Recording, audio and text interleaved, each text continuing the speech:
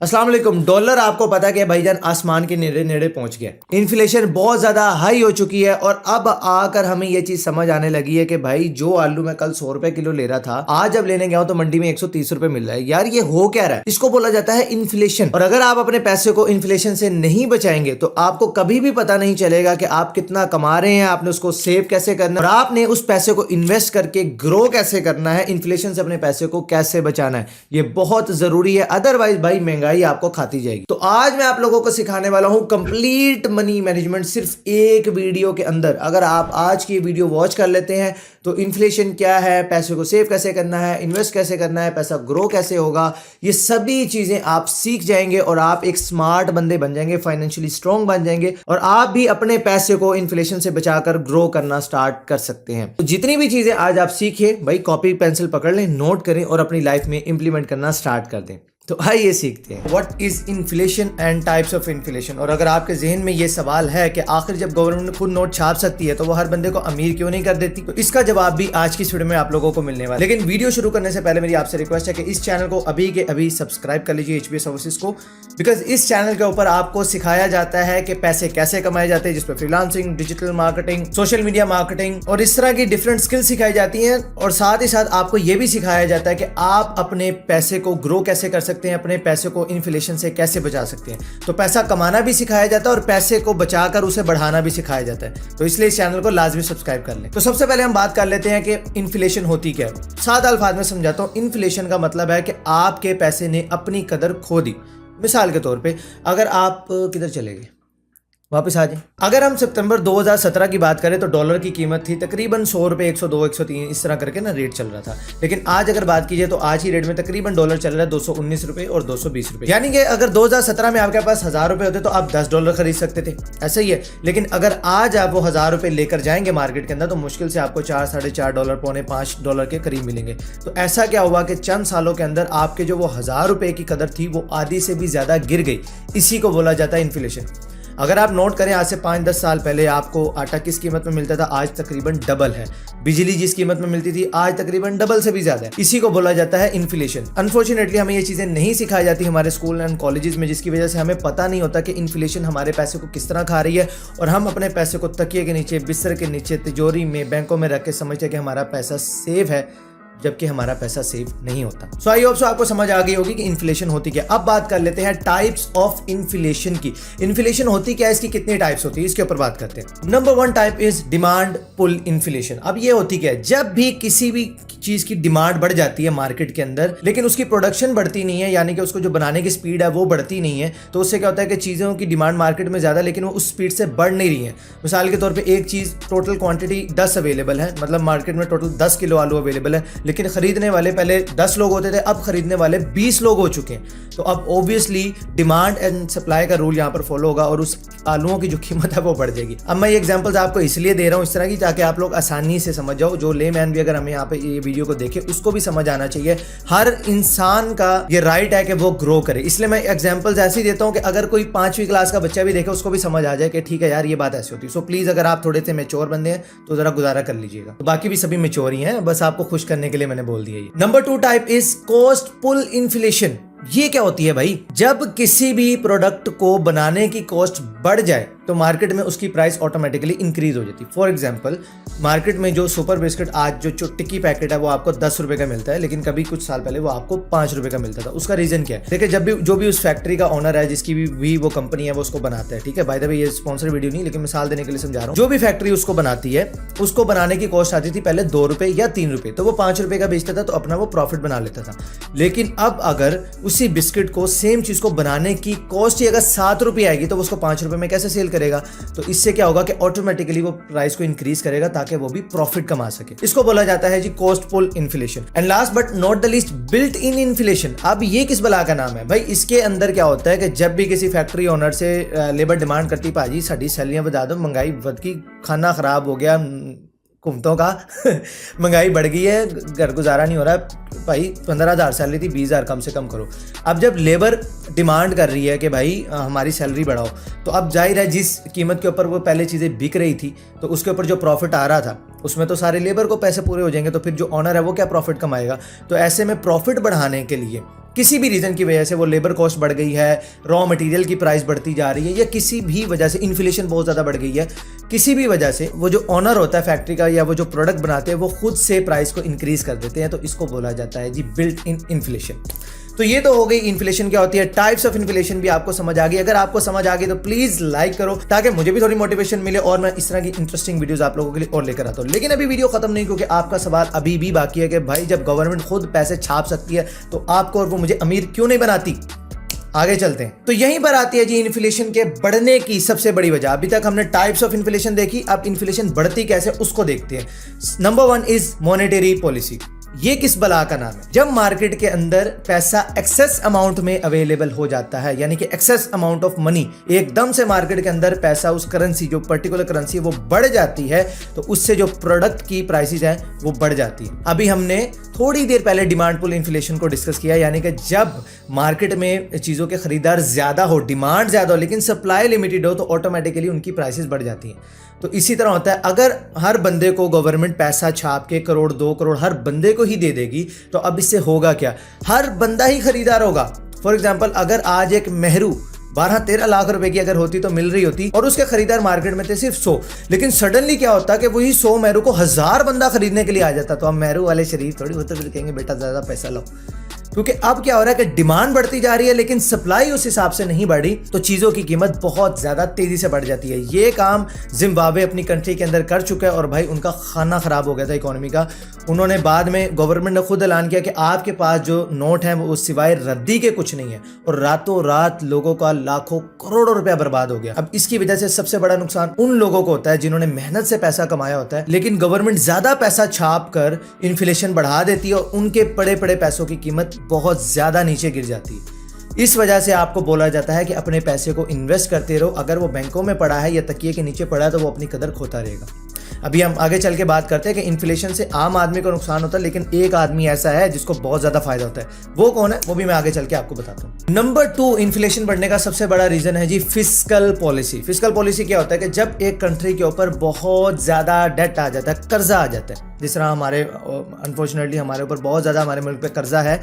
अब जब कर्जा बढ़ जाता है तो गवर्नमेंट ने उस कर्जे को पे भी तो करना है, तो उस लोन को रीपे करने के लिए जो गवर्नमेंट है वो ज़्यादा नोट छापती है, जिसकी वजह से इन्फ्लेशन बढ़ जाती है। क्योंकि excess amount of money market के अंदर आती है तो जो इन्फ्लेशन है वो दोबारा रेज करने लग जाती है, और उसकी वजह से इन्फ्लेशन बढ़ती है, करेंसी की वैल्यू डाउन होती है। जब करेंसी की वैल्यू डाउन होती है तो इन्फ्लेशन डबल तेजी से बढ़ती है। और कितनी मनी हम दूसरे मुल्कों से बोरो करते हैं, जितना ज़्यादा कर्जा लेते जाएंगे उससे हमारी इन्फ्लेशन डबल स्पीड से बढ़ती है। क्योंकि एक तो कर्जा आ रहा है, उसको रीपे करने के लिए हमें ज़्यादा पैसे चाहिए, क्योंकि उस कर्जे को पे करने के लिए हम नोट ज़्यादा छाप रहे हैं, तो उसकी वजह से भी इन्फ्लेशन बढ़ती है। तो डबल नुकसान होता है जब भी लोन ज़्यादा लिया जाता है। And last but not the least, exchange rate, कि आपकी जो करेंसी है उसको खरीदने के लिए, मतलब उसका एक्सचेंज रेट क्या है यार, उसको नॉर्मली कितने लोग पे कर रहे हैं खरीदने के लिए। जैसे कि आज हम डॉलर खरीदने जाते हैं तो 219-220 रुपये मिल रहा है, और अगर कल को जाते हैं तो 230-250 रुपये मिल रहा है। तो डॉलर रेट के ऊपर बेसिकली आपका एक्सचेंज रेट डिपेंड कर रहा होता है।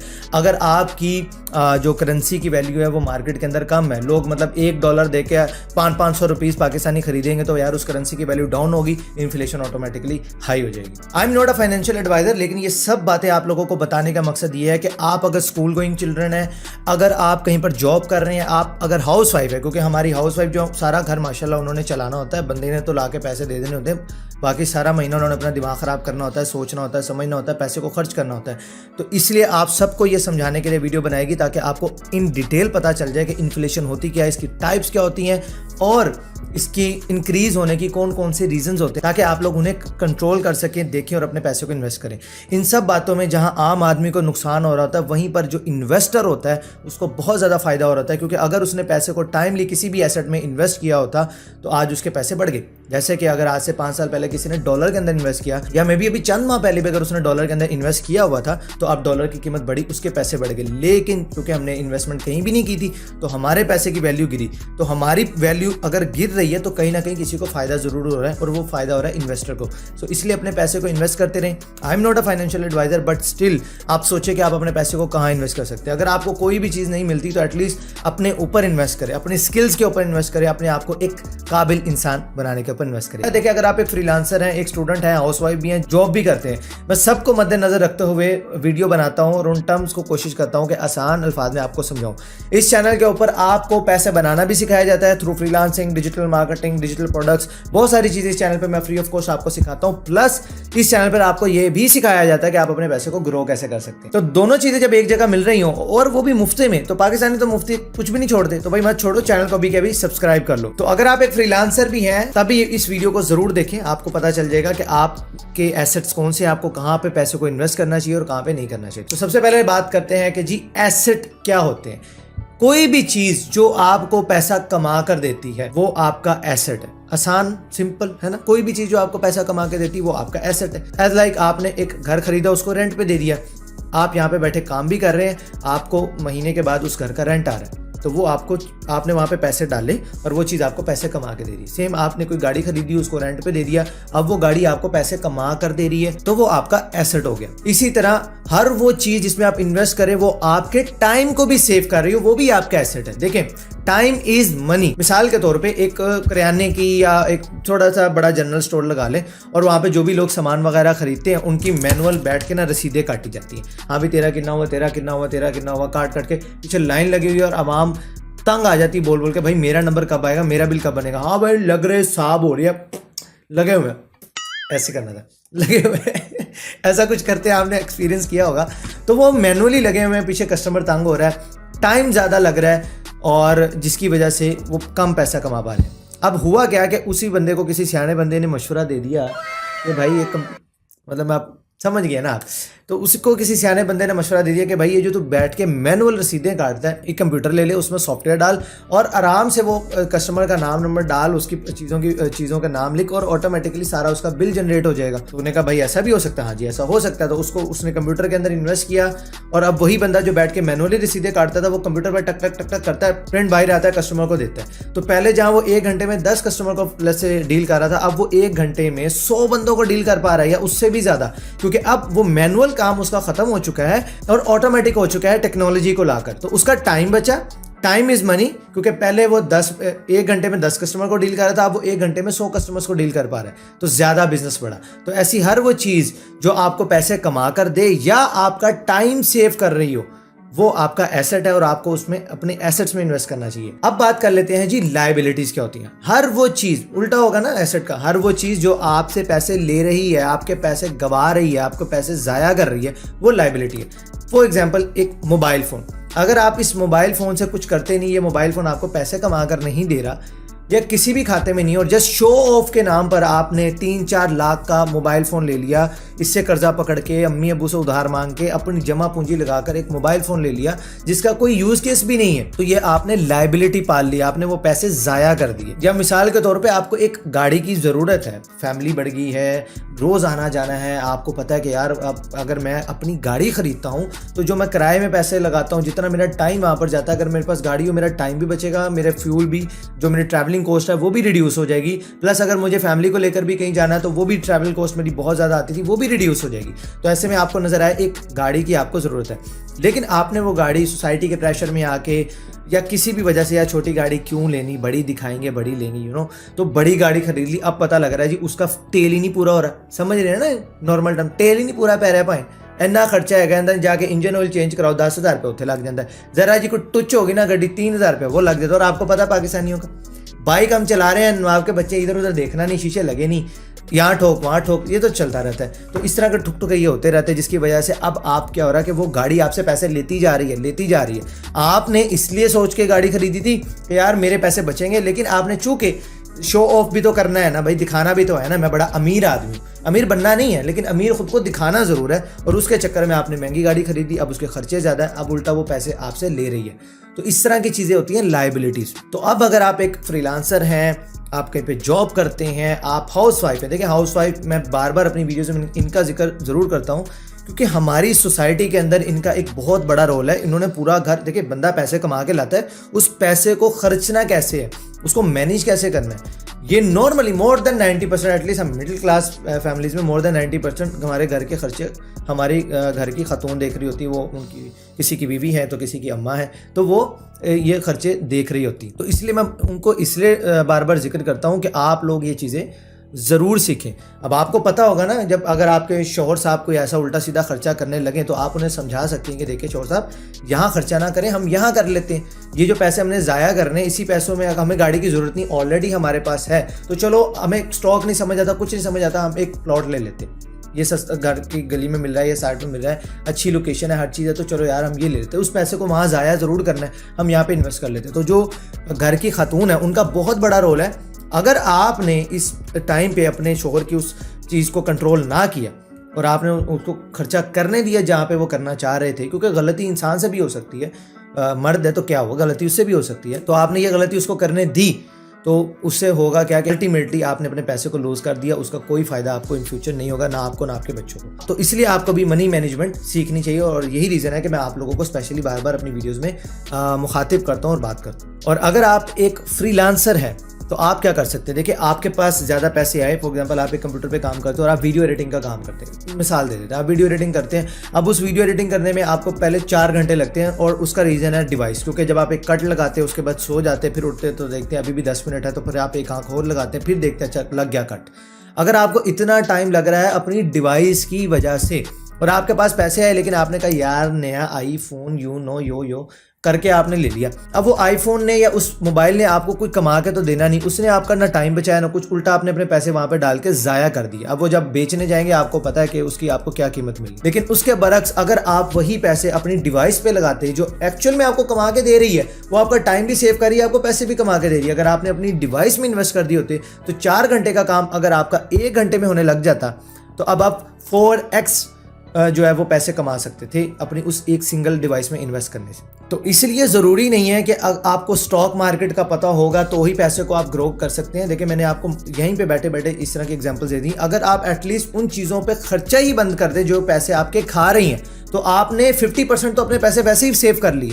क्योंकि अगर आपको यही नहीं पता कि जो चीज़ कौन सी चीज़ है जो मेरे पैसे खाती है और कौन सी चीज़ है जो मुझे पैसे कमा के देती है, तो आप अल्टीमेटली अपने बहुत सारे पैसे लूज कर देंगे। एक दी बेस्ट रूल शेयर करने वाला हूं जो कि आप लोगों के लिए बहुत बहुत ज़्यादा यूजफुल होने वाला है। उस रूल का नाम है 50-30-20। इस रूल को फॉलो करते हुए अगर आप अपने पैसे को मैनेज करते हैं तो आप लोग अपने घर के खर्चे भी अच्छे तरीके से पूरे कर सकते हैं, आप अपनी वांट्स के ऊपर भी खर्चा कर सकते हैं और आप पैसे को इन्वेस्ट भी कर सकते हैं।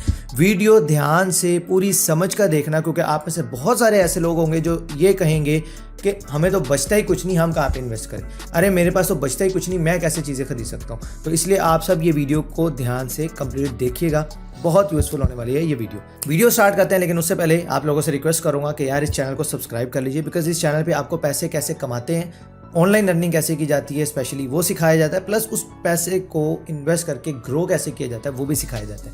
तो हर चीज़ आपको एक जगह पर मिल रही हो तो ऐसी अपॉर्चुनिटी आपको बिल्कुल भी मिस नहीं करनी चाहिए। सो अभी के अभी HBA सर्विसेज को सब्सक्राइब कर लीजिए। सो बात करते हैं जी 50-30-20 रूल की। आप जितने भी पैसे कमाते हैं, जितने भी पैसे आपकी मंथली इनकम जो भी है, उसका जो 50% है वो आपका खर्चा होना चाहिए आपकी नीड्स के ऊपर।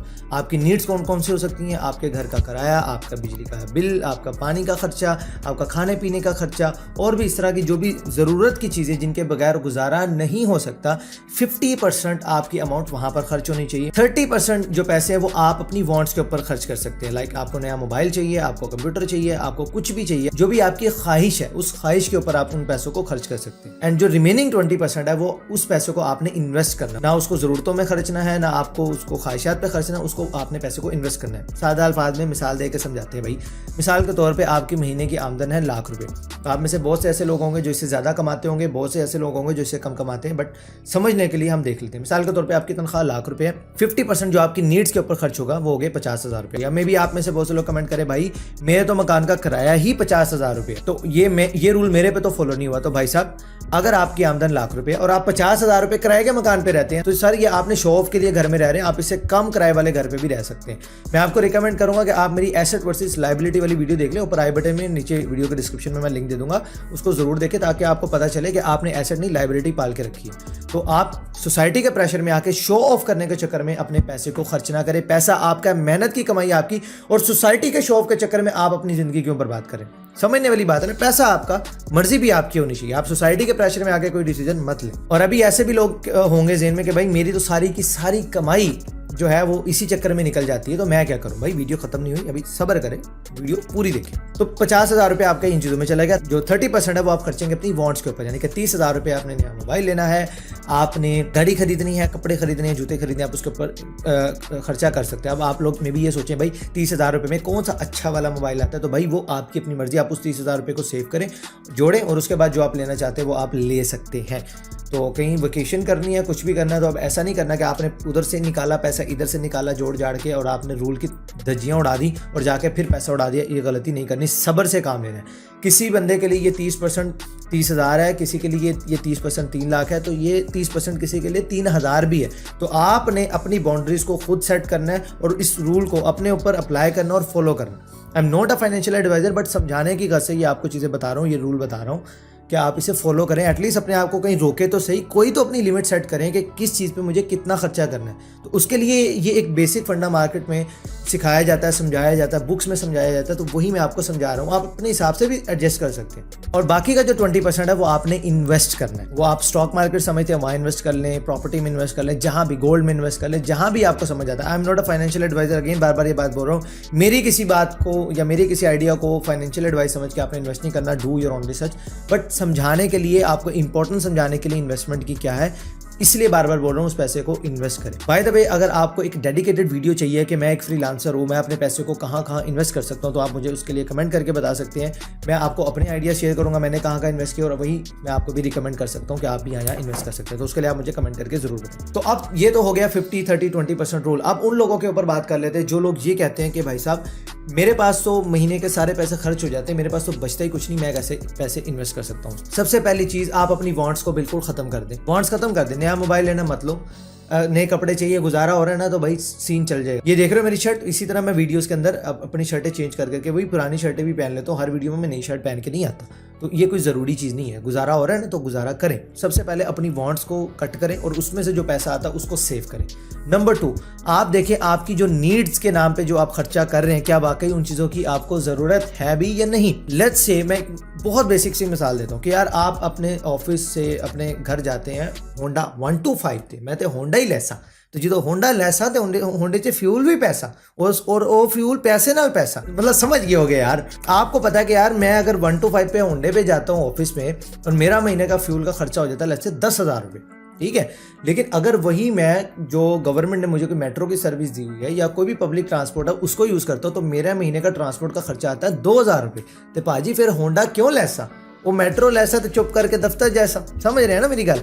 तो 8,000 रुपये आपने बचा लिया। ये आप जो नीड्स के नाम पे 10,000 खर्चा कर रहे थे, वो नीड्स के नाम पे 2,000 खर्चा बनता है, आप 8,000 रुपये एक्स्ट्रा खर्चा कर रहे हैं। तो अगर आप देखिए अपनी वांट्स में से और अपनी नीड्स में से आप कुछ भी नहीं तो 8-10 हज़ार रुपये तो बचा सकते हैं। ये मिनिमम बता रहा हूँ। आपकी जो भी सैलरी, किसी की 30,000 होगी, किसी की 25 है, किसी की 20 है, नॉर्मल इतना तो पाकिस्तान में कम से कम मिल रही है। तो इस हिसाब से आप देखें कि यार मैं अपनी नीड्स के नाम पे कौन सी ऐसी फजूल खर्चियाँ हैं जो मैं कर रहा हूँ, तो आपने सबसे पहले उनको कंट्रोल करना और उस पैसे को सेव करना है। अभी आपके लिए ज़रूरी है पैसे को सेव करना। पैसा होगा तो उसको कहीं पे इन्वेस्ट करेंगे ना, तो पहले फोकस करें पैसे को सेव करने पे। फिर कुछ लोग ऐसे होंगे जो बात करते हैं कि यार नहीं बचते क्या करें। तो भाई देखो, आप ये समझ लो मिसाल के तौर पे आपकी सैलरी है 40,000 रुपये, आप समझ लो मेरी सैलरी है लेट्स से 35,000 रुपये। वो 5,000 रुपये आप रख दें साइड पे सेविंग का, आप समझ लें कि सैलरी ही 35,000 है, वो 5,000 मेरे पास है ही नहीं। फिर आप देखिएगा कि आपको उस 35,000 में भी एडजस्टमेंट होना स्टार्ट हो जाएगी। देखिए अगर आपकी सैलरी हो ही 35,000, आपको इनकम ही 35,000 है, तो फिर तो आपको अपने ऊपर लिमिटेशन लगानी पड़ेगी ना। तो आप इस तरह सेट कर लें कि मेरी सैलरी ही 30 है, मेरी सैलरी ही 25 है, इससे ऊपर मैंने इस औकात से बाहर नहीं जाना और बाकी उस पैसे को सेव करना है। देखिए एक टर्म होती है इमरजेंसी फंड, वो क्या चीज़ होती है उसके ऊपर हम इंशाल्लाह किसी और वीडियो पर बात करेंगे। मैं आपको सिखाऊंगा इमरजेंसी फंड होता क्या है, उसको बिल्ड करना क्यों ज़रूरी है, कितने महीने का इमरजेंसी फंड आपके पास अवेलेबल होना चाहिए और उसको कैसे बिल्ड किया जाता है, वो सब बताऊँगा। तो फिलहाल के लिए ये जो 50-30-20% रूल ये उन लोगों के लिए है जो कि इतने पैसे कमाते हैं और वो उसको संभाल नहीं पा रहे, उसको मैनेज नहीं कर पा रहे, तो आप उस तरह मैनेज करें। और ये कोई हार्ड एंड फास्ट रूल नहीं है, ज़रूरी नहीं है कि आपने 50% अपनी नीड्स के ऊपर ही खर्चा करना है। अगर आपकी नीड्स 30,000 में पूरी हो रही है तो वो जो 20% आपका बचा, वो 20,000 एक्स्ट्रा बचा, उसको सेविंग में डाल लो, उसको वांट्स में भी ना डालो, उसको सेविंग में डालो, उस पैसे को सेव करो। और अगर आपकी फॉर एग्जाम्पल जो आपके वांट्स का 30% है, ज़रूरी नहीं है कि आप हर महीने वेकेशन पे जा रहे हैं, हर महीने आपने नया मोबाइल खरीदना है, हर महीने ही कपड़े खरीदने, तो आप 50% या इससे भी ज़्यादा पैसे सेव कर सकते हो और उसको इन्वेस्ट कर सकते हो। ये जस्ट एक बेसिक प्रिंसिपल है पैसे को मैनेज करने का, बट ये कोई हार्ड एंड फास्ट रूल नहीं है जो आपने अपने ऊपर लाजमी अप्लाई ही करना है। तो ज़्यादा से ज़्यादा पैसा आपने सेव करना है ताकि आप उस पैसे को इन्वेस्ट कर सको, और जब कभी आपको ज़रूरत हो तो आपको बता दिए कि आपने 30% आपने अपनी वांट्स के लिए भी रखना, ताकि आप जो पैसा कमा रहे हैं उससे आप अपनी ज़िंदगी को और बेहतर भी कर सकें। कहीं अच्छा खाना खाने का दिल कर रहा है, बच्चों को कोई घुमाने का दिल कर रहा है, तो वो भी आप करें। उम्मीद है कि ये वीडियो आप लोगों को ज़रूर पसंद आई होगी। अगर वीडियो अच्छी लगी है तो प्लीज़ इसे लाइक करें, अपने ज़्यादा से ज़्यादा शेयर कर दिया करो यार, कई लोगों का भला हो सकता है, तो प्लीज़ शेयर किया करो। अगर आप एक शेयर करते हो, उसको 10 लोग और देख लेते हैं, तो आपको उसका अजर भी मिल रहा है। आप अपने मरने के बाद देखें, ये नेकियां हैं, जो लोग वीडियो इसको देखेंगे मेरे और आपके मरने के बाद भी, उनकी ज़िंदगी बेहतर होगी क्योंकि आपने भी शेयर किया है और उसने आगे किसी को शेयर किया है, तो ये अजर हमारा इंशाल्लाह चलता रहेगा। तो अल्लाह की ज़ात से अजर की उम्मीद रखा करें और नेकी के काम में एक दूसरे का साथ दिया करें। और साथ ही साथ अगर आप अपनी ज़िंदगी बेहतर करना चाहते हैं, प्रॉब्लम में फंसे हुए हैं, तो भाईजान स्किल से कि अपने आप को एक काबिल इंसान बनाएं। और आपको काबिल बनाने के लिए हमने एक प्लेटफॉर्म लॉन्च किया है beqabil.com। यहाँ पर जाकर आप स्किल सीख सकते हैं पाकिस्तान के टॉप रेटेड फ्रीलांसर से, जो आपको सिखाएंगे कि आप लोग घर बैठकर ऑनलाइन पैसे कैसे कमा सकते हैं। तो आज के इस वीडियो में मैं आप लोगों के साथ 6 ऐसे एसेट शेयर करने वाला हूँ जहाँ पर आप एज अ फ्रीलांसर इन्वेस्ट कर सकते हैं अपने और अपने पैसे को ग्रो कर सकते हैं। तो वीडियो शुरू करते हैं, लेकिन उससे पहले मेरी आपसे रिक्वेस्ट है कि चैनल को सब्सक्राइब कर लीजिए, बिकॉज इस चैनल के ऊपर आपको ऑनलाइन अर्निंग भी सिखाई जाती है, प्लस आप अपने आप को और अपने पैसे को ग्रो कैसे कर सकते हैं, इन्वेस्ट कैसे कर सकते हैं, वो भी सिखाया जाता है। तो पैसा कमाना और पैसे को ग्रो करना, जब दोनों चीजें एक ही जगह पर फ्री में मिल रही हो, तो भाईजान पाकिस्तानी तो मुफ्त में कोई चीज नहीं छोड़ते, तो ये कैसे छोड़ो? अभी के अभी चैनल को सब्सक्राइब कर लो। सो स्टार्ट करते हैं वीडियो को। नंबर 1 जो आपके लिए दी बेस्ट एसेट है एज अ फ्रीलांसर, वो है जी इन्वेस्ट ऑन योर सेल्फ। अपनी जात के ऊपर इन्वेस्ट करें। अब उससे मुराद मेरी हरगिज ये नहीं है कि नई शर्ट, नई ग्लासेस, नया फोन, नया माइक। क्या कर रहा है भाई? मतलब इस तरह की चीज़ों पे आपने इन्वेस्ट नहीं करना। अगर वो चीज़ें आपको पैसे कमा कर नहीं दे रही हैं तो आपने इस तरह की चीज़ों के ऊपर इन्वेस्ट नहीं करना। अपने आप को बेहतर करने से मेरी मुराद ये है कि इन्वेस्ट ऑन योर स्किल्स। जो भी आप अभी तक हैं, आप एक वीडियो एडिटर हो सकते हैं, ग्राफिक डिज़ाइनर हो सकते हैं, कोई कोडिंग करते होंगे, डेवलपर हो सकते हैं, तो आप अपनी स्किल्स के ऊपर इन्वेस्ट करें। आप किसी ट्रेनिंग में इन्वेस्ट कर सकते हैं, किसी मेंटोर की फीस आपको पे करनी पड़ती है, उसका टाइम लेने के लिए आप वो इन्वेस्ट कर सकते हैं। अगर आपने में भी किसी मेंटोर से टाइम ले लिया, बाय डिनर पे उसके पास जा रहे हैं, मतलब अच्छे वाले साफ सुथरा हलाल डिनर के लिए आप अपने मेंटोर के साथ जा रहे हैं, तो आप उसका खाने पीने का खर्चा कर सकते हैं, ताकि वो जो पैसे आपने उसको इन्वेस्ट किए, वहां पे वो जो आधा घंटा 1 घंटा उस बंदे ने आपको दिया, आप उसे बहुत सारी चीजें वहां पर पूछ सकते हैं, सीख सकते हैं। तो नंबर 1 आप अपनी जात के ऊपर इन्वेस्ट करें, अपनी स्किल्स को बेहतर करने के लिए इन्वेस्ट करें। जो चीजें आपकी स्किल्स को बेहतर कर सकती हैं, उन चीजों के ऊपर इन्वेस्ट करें। Number 2 invest on your gadgets. देखें, जिन चीजों से आप पैसे कमाते हैं, आप उन चीजों के ऊपर पैसे इन्वेस्ट करें। फॉर एग्जाम्पल, आपका कंप्यूटर है या आप लैपटॉप यूज करते हैं या कोई भी डिवाइस यूज करते हैं, तो अगर आप उस डिवाइस से देखिए फ्रीलांसिंग कर रहे हैं, तो आप उस डिवाइस से पैसे कमा रहे हैं। तो अगर आप कोई भी टास्क उस डिवाइस के ऊपर 4 घंटे के अंदर कंप्लीट कर रहे हैं, और अगर आप उस डिवाइस को अपग्रेड करते हैं, अपडेट करते हैं, और वही काम आप 2 घंटे 1 घंटे में करने लग जाएंगे, तो भाई सबसे बेहतरीन इन्वेस्टमेंट है, आप उसके ऊपर इन्वेस्ट करें। Because time is money. आप जितना टाइम अपना सेव कर रहे हैं, अल्टीमेटली आप उतने ज़्यादा पैसे कमा रहे होंगे। अगर आपने एक डिवाइस में इन्वेस्ट किया और उसने आपका 4x टाइम रिड्यूस किया, मीन्स कि उसने आपका 4x रेवेन्यू इंक्रीज भी कर दिया। फॉर एग्जाम्पल, आप एक वीडियो एडिटर हैं, तो आप कोई ऐसी डिवाइस यूज़ करते हैं जिसके ऊपर एडिटिंग में बहुत ज़्यादा टाइम लगता है, और अब आपके पास इतने पैसे हैं और आप सोच रहे हैं कि मैं एक नया मोबाइल ले लेता हूँ या कहीं जाके सेल से पट्टे कर आता हूँ, तो भाई बेहतर है उसको रोको और इस पे ठोको पैसा अपने गैजेट्स के ऊपर, ताकि आपकी जो एडिटिंग की स्पीड है वो बेहतर हो जाए।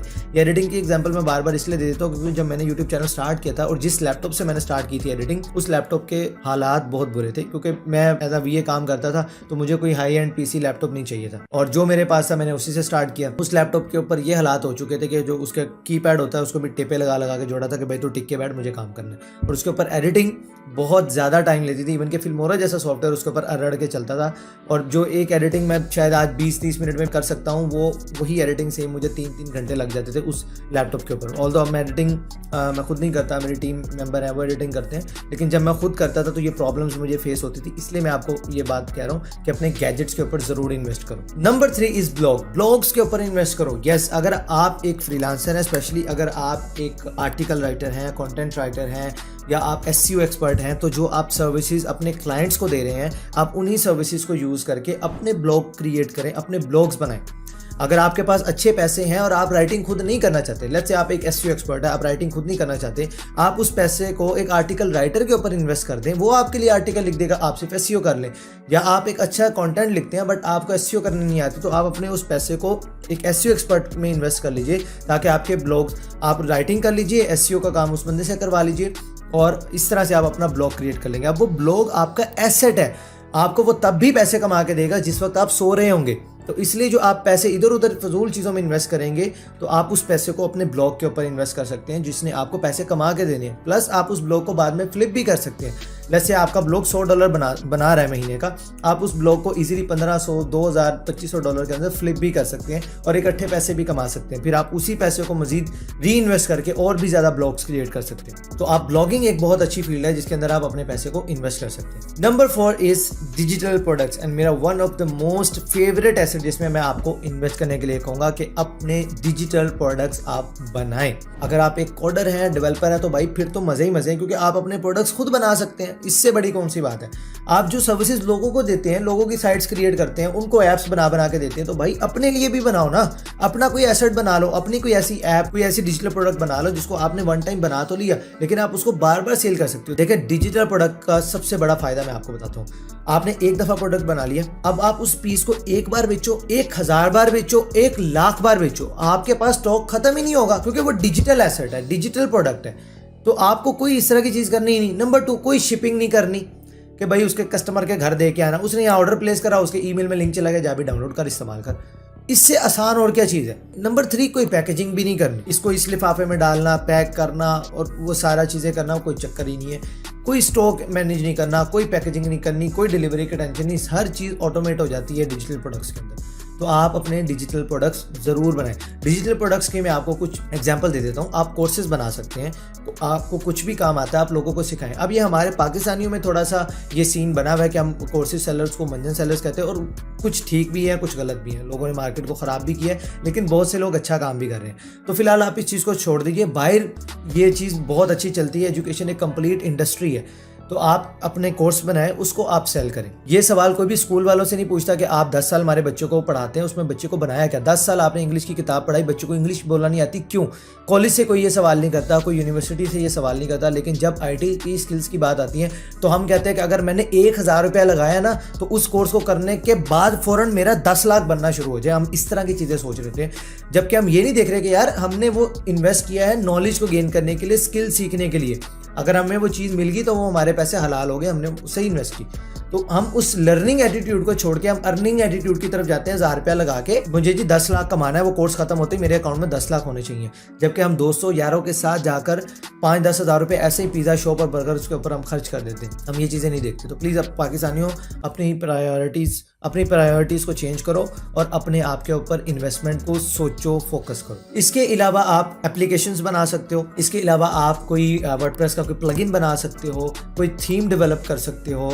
अगर ग्राफिक डिज़ाइनर हो तो आप रेडी टू यूज़ टेम्पलेट्स बना सकते हो। वीडियो एडिटर हो, कुछ लट्स बना लो, कुछ ऐसे एडिटिंग सीक्वेंसेस बना के वो आप सेल करना शुरू कर दो। बहुत सारी चीज़ें, मतलब आप अपनी इंडस्ट्री के अंदर खुद सोचे कि यार मैं कौन से ऐसे एसेट हैं जो मैं बिल्ड कर सकता हूँ। इवन के कंटेंट राइटर्स क्या करते हैं, अक्सर को मैंने देखा है, SEO वाले गाइस क्या करते हैं, वो एक टेम्पलेट बना देते हैं जिसके अंदर फॉर एग्जांपल 100 SEO चेकलिस्ट के नाम पे कंटेंट राइटिंग या ईमेल मार्केटिंग की 20 टेम्पलेट्स, 50 टेम्पलेट्स, 100 टेम्पलेट्स, और उनको $5, $10 के अंदर सेल करते हैं और वो हज़ारों के अंदर बिकती हैं। तो वो भी उनका एक डिजिटल एसेट है। तो इस तरह आप अपनी इंडस्ट्री के अंदर खुद देखें कि क्या आप ऐसा क्या डिजिटल प्रोडक्ट बना सकते हैं और उसको सेल कर सकते हैं, किसी की प्रॉब्लम सॉल्व हो सकती है। आपका जो डिजिटल प्रोडक्ट है, अगर वो किसी की कोई प्रॉब्लम सॉल्व कर रहा होगा तभी कोई इसको खरीदेगा। So problem solving digital product लाजमी बनाएं। And next is again one of my most favourite, create your own YouTube channel. अपना यूट्यूब चैनल बनाएं। मैं अगर आपको अपनी जर्नी के बारे में बताऊं, मैंने फ्रीलांसिंग के बाद जब यूट्यूब जर्नी स्टार्ट की, अल्हम्दुलिल्लाह इससे मुझे बहुत फ़ायदा हुआ।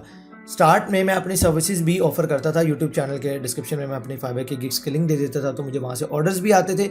मेरा फ्रीलांसिंग का बिजनेस भी ग्रो हुआ and on the other hand मुझे यूट्यूब से भी जब मेरा चैनल मोनेटाइज हुआ तो मुझे वहाँ से भी रेवेन्यू आना स्टार्ट हो गया। ऑल्दो मुझे रेवेन्यू 50,000 सब्सक्राइबर होने के बाद मेरा चैनल मोनेटाइज हुआ। जो मेरे चैनल पे पुराने सब्सक्राइबर्स हैं उनको पता होगा। ऐसा नहीं है कि मैंने चैनल सिर्फ इस रीज़न से स्टार्ट किया था कि मुझे यहाँ से पैसे बने, मुझे सिखाने का शौक था और मुझे कोई मेंटोर शेंटोर लीडर शीडर ये कोई नाम अपने साथ कोई तमगा लगाने का शौक नहीं है।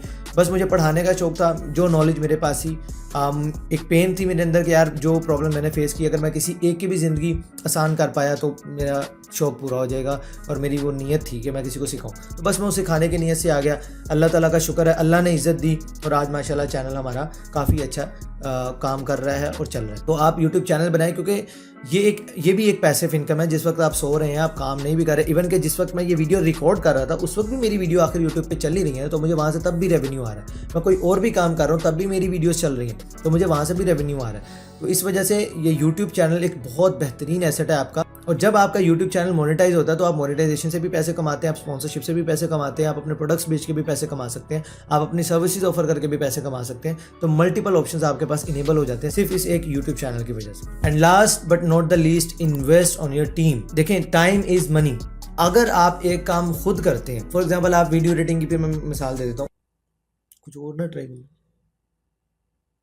चलिए। फॉर एग्जाम्पल आप वीडियो एडिटिंग करते हैं तो आप अकेले कितने ही प्रोजेक्ट्स कर सकते हैं। आप देखिए लिमिटेड है। इसी तरह आप ग्राफिक डिज़ाइनर हो सकते हैं, वेब डेवलपर हो सकते हैं, कोई भी आपकी स्किल, ऐप डेवलपर है, कुछ भी आप कोई भी काम करते हैं तो आप देखिए इंसान है, आपकी कुछ लिमिटेशंस है। आपके पास 24 ही घंटे हैं काम करने के लिए, तो आप जब तक आप काम खुद करते रहेंगे उतने पैसे आप कमाते रहेंगे, लेकिन एक लेवल पे आके आपकी अर्निंग रुक जाएगी, आप उससे आगे नहीं बढ़ सकते। उससे आगे बढ़ना है तो उसके दो तरीके हैं। नंबर 1, आप अपने 24 घंटे को 48 घंटे करें ताकि आप 48 घंटे काम कर सकें और आप डबल पैसे कमा सकें। पॉसिबल नहीं है बट पॉसिबल है। कैसे? आप अपनी टीम के अंदर इन्वेस्ट कर लें, कोई बंदा हायर कर ले, उसको काम चाहिए और आपको काम वाला बंदा चाहिए, आप उसे हायर करो, उसका भी फायदा आपका भी फायदा, वो आपके लिए काम करेगा, तो उसके 24 घंटे और आपके 24 घंटे मिल के हो गए 48 घंटे। इसी तरह आप मजीद इन्वेस्ट करेंगे टीम के अंदर, वो 48 आवर्स आप 96 आवर्स के अंदर कन्वर्ट कर सकते हैं। तो इसी तरह आप अपनी टीम के अंदर इन्वेस्ट करके अपने टाइम को सेव कर सकते हैं। और टाइम इज मनी, चूंकि आपने अपने टाइम को बचाया, अब आप उस टाइम को कहीं और इन्वेस्ट करके ज़्यादा पैसे कमा सकते हैं। तो इसलिए अपनी टीम के ऊपर भी इन्वेस्ट करें। तो ये थी आज की वीडियो। उम्मीद करूंगा कि आप लोगों को ज़रूर पसंद आई होगी और इस वीडियो को अपने उन फ्रीलांसर दोस्तों के साथ ज़रूर शेयर करें जो आपको लगता है कि भाई $100-200 भी बनाना शुरू कर दिया ना महीने का, आप उनके साथ ये शेयर करें ताकि उनको आज से इन चीज़ों के बारे में पता होगा तो कल को वो पैसे इन्वेस्ट कर सकेंगे। तो सभी फ्रीलांसिंग जो भी आपके जिन ग्रुप्स में आप हैं वहाँ शेयर कर दें, अपने व्हाट्सएप ग्रुप में जो आपके दोस्त हैं फ्रीलांसर, आप वहाँ पे शेयर करें ताकि बाकी लोगों को भी फायदा हो और वो भी आज से जो भी वो पैसे कमाते हैं उसको इन्वेस्ट करना स्टार्ट कर दें। 3 इंपॉर्टेंट मनी मैनेजमेंट टिप्स। देखें, पैसे को कमाना बहुत ज़्यादा इंपॉर्टेंट है, लेकिन उससे भी ज़्यादा इंपॉर्टेंट है उस पैसे को सेव करना, और उससे भी ज़्यादा इंपॉर्टेंट है उस पैसे को इन्वेस्ट करना। आपने पैसा कमा लिया, बहुत अच्छी बात है, बहुत से लोग उस पैसे को सेव नहीं करते। अगर आपने सेव भी कर लिया तो आप एटलीस्ट उनसे बेहतर हो गए, लेकिन अगर आपने उस पैसे को इन्वेस्ट नहीं किया तो शायद वो सेव किया हुआ पैसा आपको उतना ज़्यादा बेनिफिट ना दे सके। तो आज मैं आप लोगों को 3 मनी मैनेजमेंट की टिप्स बताऊंगा। अगर आप पैसे को इन्वेस्ट करने वाले हैं तो इन चीज़ों का आप लोग ज़रूर ख्याल रखें। लेकिन उससे पहले अगर आप लोगों ने चैनल को सब्सक्राइब नहीं किया तो काइंडली चैनल को सब्सक्राइब कर लीजिए, क्योंकि इस चैनल पर आप लोगों को freelancing, digital marketing, online earning सिखाई जाती है और साथ ही साथ आपको ये भी सिखाया जाता है कि आप अपने पैसे को इन्वेस्ट करके अपने पैसे को ग्रो कैसे कर सकते हैं। सो पैसा कमाना और पैसे को ग्रो करना दोनों चीज़ें एक ही जगह पर जब फ्री में मिल रही हो, भाई सब्सक्राइब कर लें। सो मनी मैनेजमेंट की जो नंबर 1 टिप है, अगर आप अपने पैसे को इन्वेस्ट करने वाले हैं कहीं पर भी, तो ख्याल रखिए लिक्विडिटी का। आप जिस भी एसेट के अंदर इन्वेस्ट करने वाले हैं देखिए कि उसमें से पैसे को निकालना कितना ज्यादा इजी है। फॉर एग्जांपल, आपके पास 50 लाख रुपए थे और आपने उस 50 लाख रुपए की प्रॉपर्टी खरीद ली। अब आपको अगर पैसों की जरूरत फौरन पड़ गई है या किसी भी रीजन की वजह से अब आपको उन पैसों की जरूरत पड़ी है, तो क्या आप उस मकान को फौरन जाकर लिस्ट फॉर सेल लगाकर उसी दिन पैसे को निकाल सकते हैं? नहीं। आपको उसको बेचने के लिए कम से कम 1 हफ्ता, 2 हफ्ता, 1 महीना भी लग सकता है ताकि आपको उस मकान की अच्छी कीमत मिल जाए। और अगर आप जल्दबाजी में बेचने जाएंगे तो ज्यादातर चांसेस यही है कि आप लॉस के अंदर अपने उस मकान को या अपने उस प्लॉट को सेल कर देंगे। तो इससे आपको क्या पता चला कि प्रॉपर्टी के अंदर लिक्विडिटी कम है। मैं ये नहीं कह रहा कि आप प्रॉपर्टी में इन्वेस्ट ना करें, आप बिल्कुल करें, बट ये चीज का ख्याल रखें कि उसके अंदर लिक्विडिटी कम होती है बनिस्बत इसके। स्पेशली जो हाउस वाइफ है, आप गोल्ड के अंदर इन्वेस्ट कर लें और गोल्ड के अंदर अगर आप टिकी शिकी खरीद सकती है तो वो ज्यादा बेहतर है, क्योंकि जो आप गहने वगैरह जो भी ज्वेलरी लेती हैं अगर आप उसके अंदर इन्वेस्ट करती है तो वो जब आप बेचने जाती है तो आपको एक्चुअल में उसकी वैल्यू उतनी मिलती नहीं है। तो आप अगर गोल्ड में इन्वेस्ट कर लेते हैं तो गोल्ड में इन्वेस्ट करने का फायदा ये, अगर आज खरीदा तो बेशक कल जाके आप मार्केट के अंदर उसको सेल कर सकते हैं। तो गोल्ड आपको लिक्विडिटी प्रोवाइड कर देता है, इस तरह चांदी में आपको लिक्विडिटी मिल जाती है। I am not a financial advisor, but मैं जस्ट आपको लिक्विडिटी का कॉन्सेप्ट समझाने के लिए बात कर रहा हूँ। इसी तरह अगर आप एक फ्रीलांसर है, लेट्स से कोई डिजिटल प्रोडक्ट क्रिएट कर लिया है, आप उसे फ्लिप करना चाहते हो तो आप उसे बड़ी इजीली एक हफ्ते के अंदर अंदर भी फ्लिप कर सकते हो, तो आप फौरन वहां से अपने पैसे को निकाल सकते हो। तो आपने ये ख्याल जरूर रखना है कि जिस भी एसेट के अंदर आप इन्वेस्ट करने वाले हैं उसमें लिक्विडिटी का फैक्टर इंक्लूडेड है या नहीं, उसमें से पैसा निकालना कितना ज्यादा आसान है। Number 2, don't take loans. अब बच्चे बोलेंगे भाई पैसे तो कमाए नहीं तो हमने कहां से उधार लेने। भाई ये जो आप माँ बाप से भी पैसे लेते हैं, मेरी नजर में तो ये भी उधार है, ये भी लेना बंद करो सबसे पहले। और आप दोस्तों यारों के नाम पे बहुत सारे पैसे ले लेते हैं, ठीक है, 1000 रुपया दे, 2000 दे। मैं इवन के ऐसे पर्सनली लोगों को जानता हूँ जो सिर्फ कपड़े जूतों के लिए घर से पैसे मना कर दिए गए, जाके दोस्तों से उधार या तो कपड़े ले आएंगे या पैसे लेके कपड़े ले आएंगे। तो लोन्स नहीं लेने। दूसरा, क्रेडिट कार्ड की सूरत में जो हम लोन्स ले लेते हैं, मैं आपको एक जेन्युइन केस बता रहा हूँ पर्सनल एक्सपीरियंस के तौर पे। एक बार फैमिली मेंबर है, उन्होंने क्रेडिट कार्ड लिया, मैंने उनसे उनका एक्सपीरियंस पूछा कि आपका एक्सपीरियंस कैसा रहा। कहते जब मैंने फर्स्ट टाइम क्रेडिट कार्ड लिया उसके ऊपर सैलरी पर्सन थे, लिमिट बहुत कम थी, लेकिन कहते मैंने एक ही दिन में जाकर 25,000 की शॉपिंग कर दी, क्योंकि मुझे ये था कि यार ये पैसे मैंने वापस अभी थोड़ी देने बाद में पैसे वापस करने। उसका नुकसान उन्हें क्या हुआ, कहते जिस दिन वो डेट करी भाई मेरी पूरी की पूरी सैलरी सिर्फ वो लोन देने में चलेगी, क्रेडिट कार्ड का वो जो बिल था। अदरवाइज उसके ऊपर इतना ज्यादा हाई इंटरेस्ट चार्ज होना था कि मैंने उस कर्जे के अंदर उसको उतारते उतारते मेरा काफी टाइम लग जाना था। तो भाई ये क्रेडिट कार्ड अवॉइड करें, 99% 100% क्रेडिट कार्ड्स को अवॉइड करें जब तक आपको इसकी कंप्लीट नॉलेज ना आ जाए, समझ ना आ जाए। हलाल हराम अपना देखकर फिर आपने क्रेडिट कार्ड लेना है, अदरवाइज आपने क्रेडिट कार्ड नहीं लेना। देखिए यार, कोई भी आपको अगर बैंक वाले क्रेडिट कार्ड दे रहे हैं वो अपना बेनिफिट देख कर देंगे या आपका बेनिफिट देखकर क्रेडिट कार्ड आपको दे रहे हैं, ऑब्वियसली वो अपना बेनिफिट देखेंगे। तो इसलिए लोन से बचें। और आजकल जो आप बैंक वगैरह या इधर उधर से लोन लेते हैं वो तो यार देखो सीधा सीधा सूद है, तो सूद वैसे ही इस्लाम में हराम है। तो आप कोशिश करें इंटरेस्ट से, कर्जों से अपने आप को बचाएं। मेरी नज़र में आपके ऊपर कोई कर्जा नहीं होना चाहिए, और अगर ऑलरेडी आपके ऊपर लोन्स हैं तो आप उन लोन्स को रीपे करें। अगर आप लोन्स को रीपे करना चाहते हैं, उसके ऊपर कोई वीडियो चाहिए तो मैं आपको बता सकता हूँ। इवन के अगर आप कमेटी के चक्रों में फंसे और कमेटी के थ्रू पैसों को, कर्जे को उतारने के चक्रों में पड़े, तो मैं आपको उस हिसाब से भी बता दूंगा कि आप किस तरह अपने लोन्स को रीपे कर सकते हैं।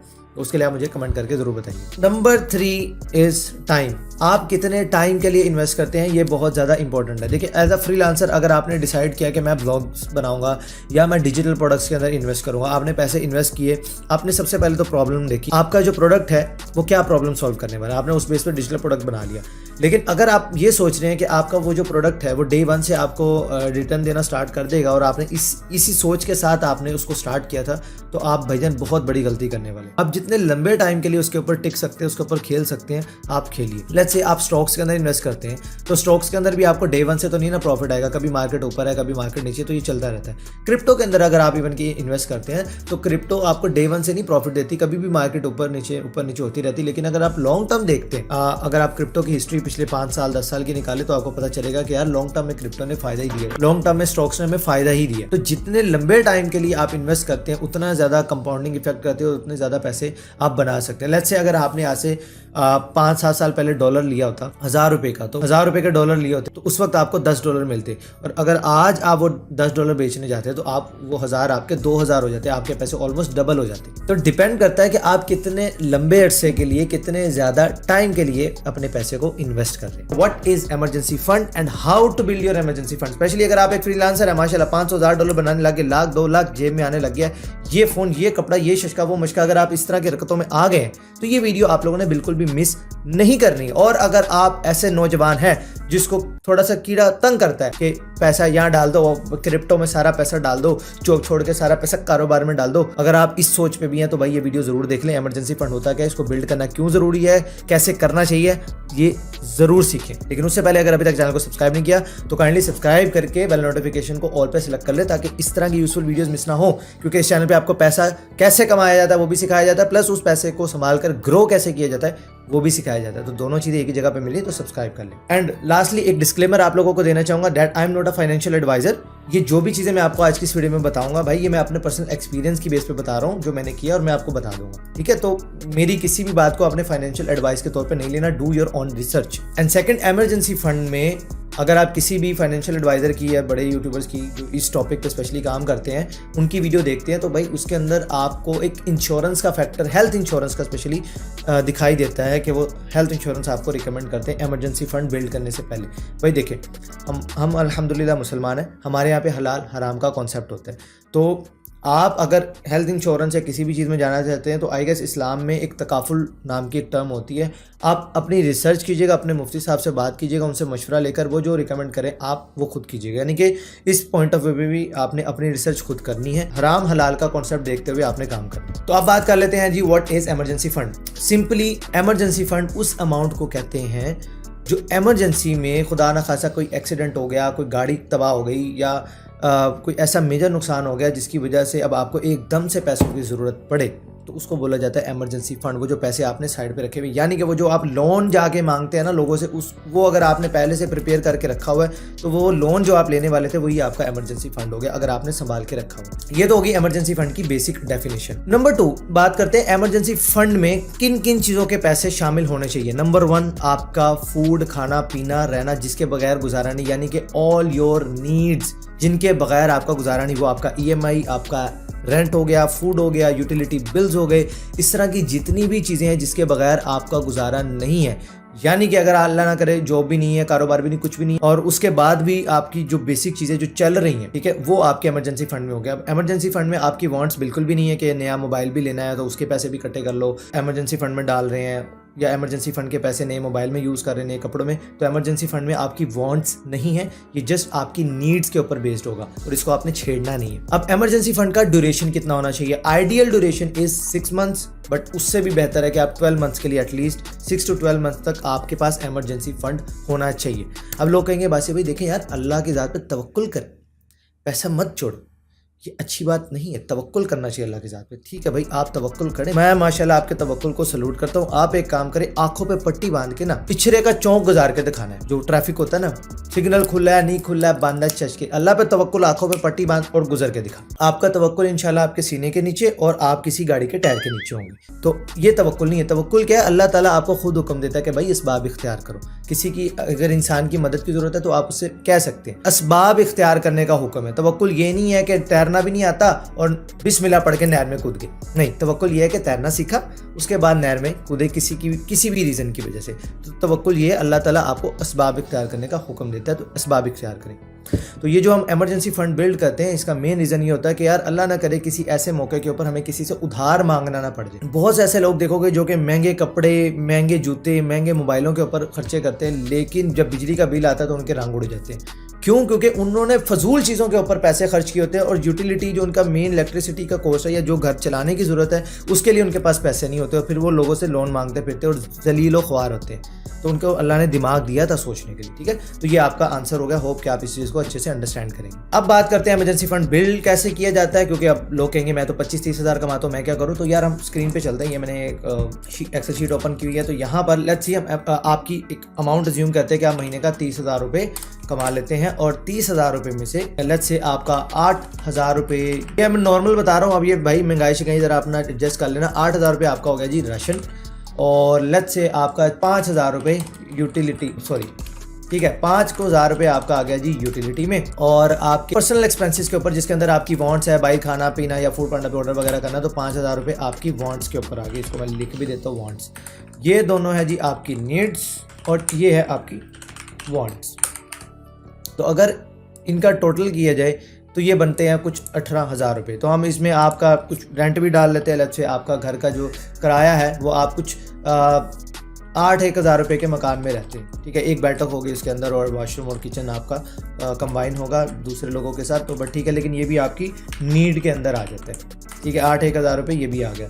सो टोटल अगर बात की जाए तो अभी भी ये बना 21,000 रुपये, और इसके अलावा बच्चों की स्कूल फीस और इस तरह की चीज़ों में लग से आपका कुछ 5,000 रुपये इस तरह की चीज़ों में भी आपका चला गया।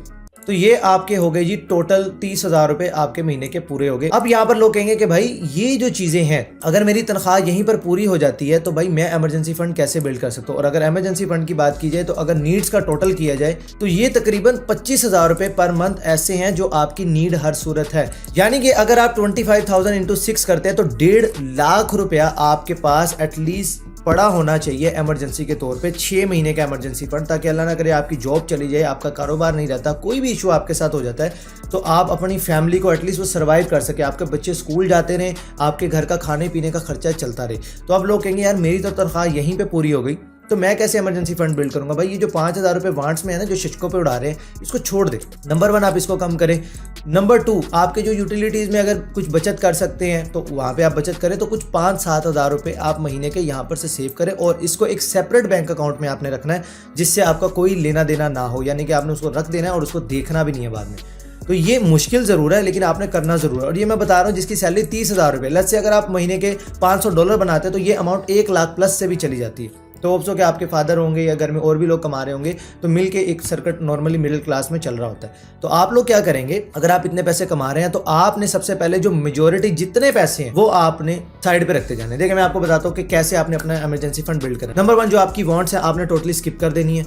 नंबर 2 आपको कहीं से भी कोई लमसम अमाउंट आती है, लेट्स से आपका घर का सारा खर्चा निकाल के 1 लाख आपके पास बचता है, तो अब वो जाके मोबाइल, कपड़ों या ट्रिपों पे खर्च नहीं करना, वो आपने साइड पे कर देना। इसी तरह करते करते आपने अपना इमरजेंसी फंड सबसे पहले बिल्ड करना है। अगेन मैं बता रहा हूँ हेल्थ इंश्योरेंस बड़े जो वो फाइनेंशियल एडवाइजर होते हैं वो रिकमेंड करते हैं, बट मैं आपको कहूँगा भाई डू योर ओन रिसर्च। मैं एटलीस्ट आपको पैसों की हद तक बता रहा हूँ जो कि हलाल और अच्छा तरीका है। तो आपके पास ये पैसे जो है सेपरेट जो है वो बिल्ड होने चाहिए, क्योंकि मैंने देखा है कि फ्रीलांसर क्या करते हैं, जब उनके पास ज़्यादा पैसे आने लगते हैं तो वो सोशल मीडिया के ऊपर शशके के तौर पे वो बहुत ज़्यादा पैसे को वेस्ट करते हैं, जिसकी वजह से जब उनके ऑर्डर्स नहीं आते हैं तो वो रो पिट रहे होते हैं सोशल मीडिया पे, 4 महीने से मेरा काम बंद है, 3 महीने से मेरा काम बंद है, अब मैं जॉब करने जा रहा हूँ, मैं ये करने जा रहा हूँ, वो करने जा रहा हूँ। उसके 2 मेजर रीजन होते हैं। नंबर 1 वो मल्टीपल सोर्सेज ऑफ इनकम नहीं बनाते। नंबर 1 जो सिंगल सोर्स ऑफ इनकम होता है उससे जितना भी पैसा आता है वो सब उड़ा देते हैं और इस तरह फंड्स अपने बिल्ड नहीं करते। तो लेट्स से अब ये जो 1.5 लाख रुपया आपके पास आया है, इस 1.5 लाख रुपए को आप किस तरह से आप रख सकते हो। मैं आपको रिकमेंड करूंगा कि तकरीबन 20% तक आपके पास कैश अमाउंट होनी चाहिए।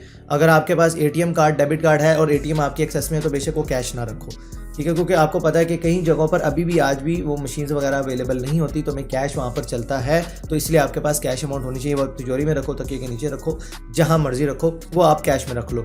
उसके बाद जो आपके पास अमाउंट बचती है, देखिए हमारे यहाँ पे प्रॉब्लम यही है कि हमारे यहाँ पर वो म्यूचुअल फंड्स और इन सब चीज़ों की इतनी ईजी एक्सेस नहीं है आम आदमी के लिए। अदरवाइज इंडिया के अंदर क्या होता है कि उनकी इतनी एप्लीकेशन है, वो नॉर्मली KYC करते हैं और घर बैठे वो अपनी इन्वेस्टमेंट वगैरह हर चीज़ स्टार्ट कर सकते हैं। ना सिर्फ इन्वेस्टमेंट कर सकते हैं बल्कि इतने ज़्यादा उनके पास ऑप्शन है कि वो अपने टाइम ड्यूरेशन के हिसाब से भी अपने फंड्स को मैनेज कर सकते हैं। बट अनफॉर्चुनेटली हमारे पास अभी प्रोग्राम्स होंगे, मैं ये नहीं कह रहा, लेकिन उतनी अवेयरनेस नहीं है और इतना इजी टू एक्सेस नहीं है। अगर आप स्टॉक मार्केट में भी जाके अकाउंट खोलने चाहते हैं तो वो ब्रोकर और वो सारा बीच में डालना करना आना जाना, इसके अंदर बहुत सारी प्रॉब्लम्स आती है। कुछ एप्लीकेशंस अभी आई हैं बट स्टिल वो भी इतनी, आप कह लें वो प्रोटोटाइप है अभी, तो अभी उनको फुल वर्किंग में आने में उनको भी टाइम लग जाएगा। So hope for the best कि ये चीज़ें हमारे पास भी अवेलेबल हो, लेकिन जब तक नहीं होती तो कुछ पैसे आप उसका गोल्ड टिक्की शिक्की मिल जाए तो वो खरीद के रख ले, चांदी थोड़ी सी लेके रख ले, यानी कि जो अमाउंट फ़ौरन आप लिक्विडेट करवा सके, फ़ौरन जाके आप मार्केट में बेचें और उसके आप पैसे ले सके। उसका रीज़न ये है क्योंकि इमरजेंसी फंड की ज़रूरत आपको हर दिन नहीं पड़नी।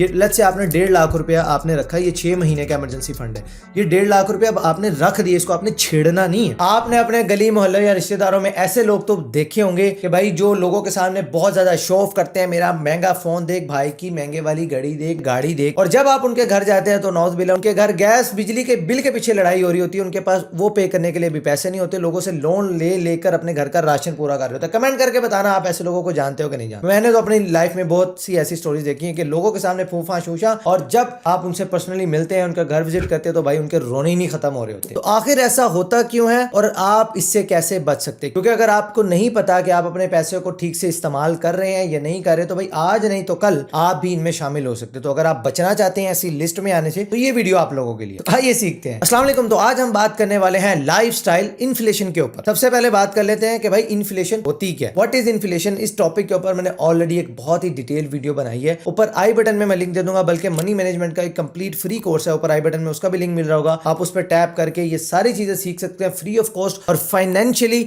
अपने आप को कैसे आप स्ट्रॉन्ग कर सकते हैं, वो सारी चीजें फ्री ऑफ कॉस्ट आप सीख सकते हैं। आप अपने पैसे को कैसे कमाना है, उसको कैसे इन्वेस्ट करना है, कैसे ग्रो करना है और कहाँ इन्वेस्ट नहीं करना है, ये सारी चीजें आप वहां पर फ्री ऑफ कॉस्ट सीख सकते हैं। तो इन्फ्लेशन के ऊपर बात करते हैं। जस्ट आपको एक डेफिनेशन बता देता हूँ कि होती क्या है, समझा देता हूँ। मिसाल के तौर पर आपके पास 1 साल पहले 100 रुपए हैं और आप वो 100 रुपए लेके मार्केट में जाते हैं आलू लेने और आलू आपको 100 रुपए में किलो मिल जाते हैं। लेकिन आज 1 साल के बाद जब आप वही 100 रुपए का नोट लेकर मार्केट में जाते हैं जिससे आपको 1 साल पहले 1 किलो आलू मिल रहे थे, अब वो बंदा कहता है भाई इसके साथ की एक लाल पत्ती मुझे और दिखा, मेरा मूड बने, फिर मैं तुझे किलो आलू दूंगा। समझ रहे हैं ना मेरी बात? तो हुआ क्या, आपके पैसे तो वही रहे, नोट तो वही रहा, अमाउंट भी उतनी रही, लेकिन उसकी जो कुव्वत खरीद थी वो कम हो गई, उसकी बाइंग पावर कम हो गई। अब अगर आप उसी वैल्यू की गुड्स आज की डेट में खरीदना चाहते हैं तो आपको अब उससे ज्यादा पैसे चाहिए। इसी को बोला जाता है इन्फ्लेशन, यानी कि आपका पैसा पड़े पड़े आपकी अपनी कदर खो रहा है। बहुत से लोग अपने पैसे को बैंक अकाउंट में रख के छोड़ देते हैं या घर की तिजोरी के अंदर तकिए के नीचे कहीं पे भी रख के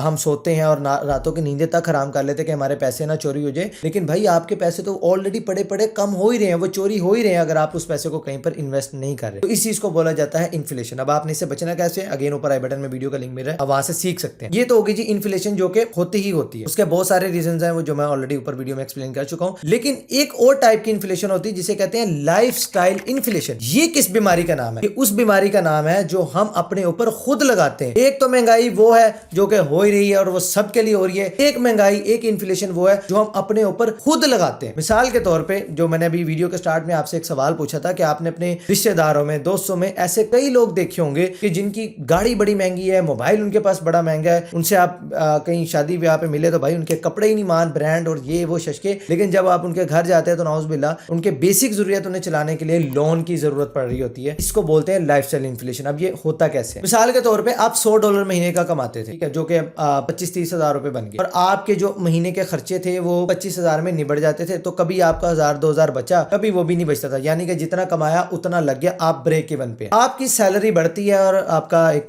छक्का लगता है, क्लाइंट अच्छा मिलता है, आप तरक्की करते हैं, स्किल्स अपग्रेड करते हैं, आप $100 से लेट्स से $300 पे चले जाते हैं, जो कि आज की डेट फिक्स पकड़ते हैं 90,000 रुपए आपके बनते हैं। डॉलर मतलब इतने का नहीं है, लेकिन हम एक रफ वैल्यू ले लेते हैं कि 90,000 बनते हैं। अब आपकी इनकम 3 गुना इंक्रीज हो जाती है, लेकिन आपके खर्चे तो जाहिर है वही 25 से 30 हजार ही थे। लेकिन आप क्या करते हैं, आप कहते हो कि नहीं भाई उनमें 90,000 कमाना है, ये जो फोन है ना इसमें अब वो मजा नहीं आ रहा, अब मुझे भी नया वाला आईफोन जो अपग्रेडेड मॉडल है ना वो वाला लेना है। आप क्या करते हैं, आप उसकी इंस्टॉलमेंट पे ले लेते हैं या आपने जो भी किसी तरह सेविंग इकट्ठा करके आपने वो ले लिया, यानी कि आपका वो खर्चा था नहीं लेकिन आपने उसको बढ़ा लिया। पहले आपका मिसाल के तौर पे एक एसी में गुजारा अच्छे से हो रहा था, अब हम कहते हैं ना जी मैं तो दूजा भी लैसा। मोटरसाइकिल पहले आप चाइना वाली चलाते थे, अब आप कहते हैं नहीं मैं तो होंडा ही लैसा, यानी कि जरूरत नहीं है लेकिन फिर भी हम उन चीजों को अपने ऊपर लगा रहे हैं। हम क्या कर रहे हैं, हमारा एक्सपेंस आहिस्ता आहिस्ता बढ़ाते जा रहे हैं। एक तो इन्फ्लेशन वो है जो ओवरऑल सबके ऊपर हिट होती है, बहुत सारे फैक्टर्स उसके ऊपर डिपेंड करते हैं, लेकिन ये होती है लाइफस्टाइल इन्फ्लेशन जो हम अपने ऊपर खुद मुसल्लत करते हैं, जिसमें किसी का कोई कसूर नहीं होता। अब इससे होता क्या है, इससे होता ये है कि जैसे ही वो $300 की इनकम खुदा ना खास्ता किसी वजह से, मैं कहता हूँ 100 पे नहीं $200 पे भी आ जाती है ना, तो भाई आपकी हाथ में आ जाती है। मैंने कुछ नहीं बोला, बाकी समझदार आप खुद ही हैं। अब पहले बात करते हैं कि आखिर हम ये लाइफस्टाइल इन्फ्लेशन का शिकार क्यों होते हैं। नंबर 1 रीजन भाईजान सोशल मीडिया। सोशल मीडिया पे जब भी हम किसी को फ्लेक्स करता देखते हैं, भाई उसके अच्छे कपड़े, उसका अच्छा मोबाइल, उसके अच्छे गैजेट्स या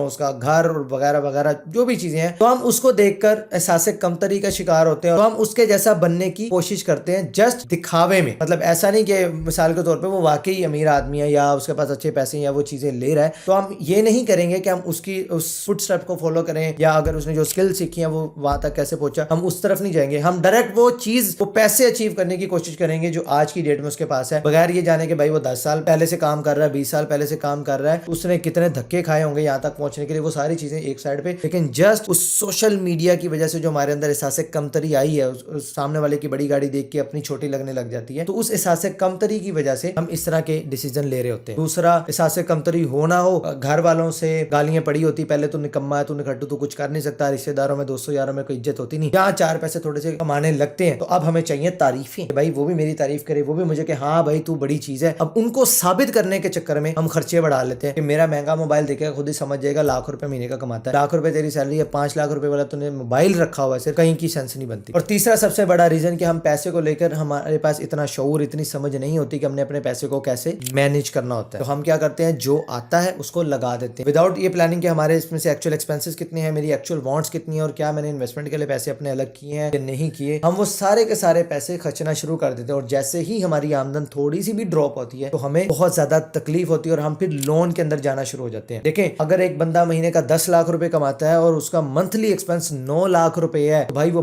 बहुत बड़ा बेवकूफ आदमी है, सॉरी टू माय वर्ड। क्योंकि जैसे जैसे ही उसकी 10 लाख की नौकरी 5 लाख पे भी आई ना बॉस, तो भाई उसकी तो लग गई, क्योंकि अब उसके लिए वो जो बकाया 4 लाख रुपए का गैप आ गया, इसको जब वो करने जाएगा तो भाई उसके पास लोन लेने के अलावा कोई और चारा नहीं बचेगा, या फिर वो फटाफट से कोई ऐसी नौकरी ढूंढे जो दोबारा उसको एटलीस्ट 9 लाख या 10 लाख रुपए पे करे, क्योंकि इतना ईजी नहीं होता। तो ऐसे 10 लाख कमाने वाले से वो 50,000 रुपए कमाने वाला बंदा बेहतर है, जो कि 25 से 30,000 के अंदर अपने एक्सपेंसेस घर के मैनेज कर लेता है और 20,000 रुपए सेव करता है, इन्वेस्ट करता है और उस पैसे को ग्रो करता है। वो ज्यादा समझदार है। देखो अगर उसकी 50,000 की नौकरी चली भी आती, कितना गिरेगी, 40 पे आ जाएगी, 35 पे आ जाएगी, फिर भी उसकी फैमिली सर्वाइव नहीं करेगी। तो पैसे के मामले में थोड़ा सा स्मार्ट हो जाए। मैं हमेशा एक बात कहता हूँ कि पैसा कमाना बहुत जरूरी है, लेकिन उससे भी ज्यादा जरूरी है उस पैसे को आपने सेव कैसे करना है। सबसे ज्यादा जरूरी है कि आपने उस पैसे को इन्वेस्ट करके ग्रो कैसे करना है। लेकिन क्योंकि शऊर नहीं है और इन्फ्लेशन वैसे ही हो रही है और सोसाइटी के प्रेशर, सोशल मीडिया की वजह से, इन सब प्रेशर की वजह से अपने ऊपर एक इन्फ्लेशन और डाल लेते हैं, जिसे कहते हैं जी lifestyle inflation. I hope so आज की इस वीडियो से आपको जरूर वैल्यू मिलेगी, और अगर आप इस तरह की गलतियां करें, कोई बात नहीं, तौबा करें और आगे बढ़े और अपने पैसे को लेकर भाईजान थोड़ा स्मार्ट हो जाए। पैसे आपके, यार मैं आपसे पैसे तो नहीं मांग रहा ना इस वीडियो में, पैसे आपके पास ही रहने, लेकिन अगर आप इस एडवाइस को, इन चीजों को फॉलो करते हैं तो इंशाल्लाह आप खुद देखेंगे कि आपकी जिंदगी सुकून में आ जाएगी। देखिए खर्चे कम आमदन ज्यादा, आपने बस इस बेसिक फॉर्मूले को